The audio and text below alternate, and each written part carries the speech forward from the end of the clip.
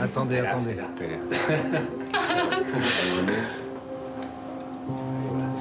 Ça y est, elle est partie.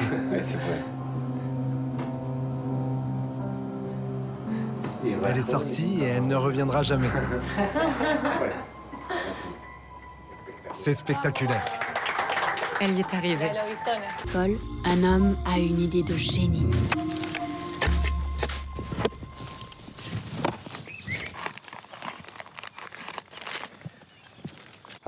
Après avoir planté votre arbre, vous devez le baptiser. Bonjour Gorongosa. Moi, Pedro Moagura, je souhaite que tu grandisses bien.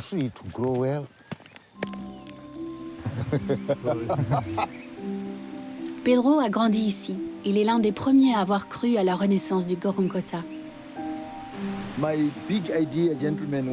Ma grande idée, messieurs, c'est le café. C'est la première fois que des plants de café poussent ici. Au début, les gens disaient « Il est fou cet homme, il veut faire quelque chose qu'on n'a jamais fait ». Mais nous ne pouvons pas restaurer ce parc national s'il n'y a pas un bénéfice immédiat pour ceux qui sont pauvres.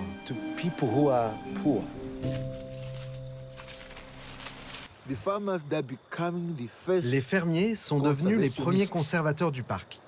Ils ont arrêté de chasser parce qu'ils ont commencé à gagner de l'argent. Le café a une forte valeur ajoutée. Il rapporte beaucoup plus que le maïs, les pommes de terre ou les haricots.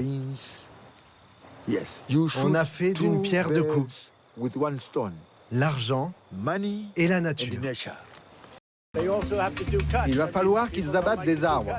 Les gens n'aiment pas les couper, mais il va falloir le faire pour créer des couloirs sans arbres sur 50 mètres. Comme ça, le feu ne pourra pas atteindre l'autre côté. En un mot, couper les arbres pour ne pas qu'ils brûlent. On ne pourra pas protéger les Californiens.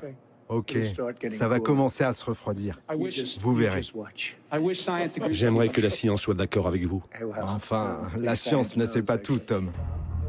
Dont Dan Nielsen, convaincu d'être victime, là encore, d'un grand complot. Avant, ils parlaient de réchauffement, maintenant de changement climatique. Après, ils trouveront une autre expression pour que ça colle à leur projet. Ils ont un plan. Ils contrôlent l'eau pour contrôler les individus.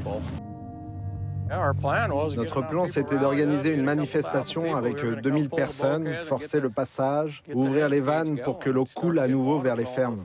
Eh oui, on est prêt. On est toujours prêt. Il faut juste que les gens se mobilisent.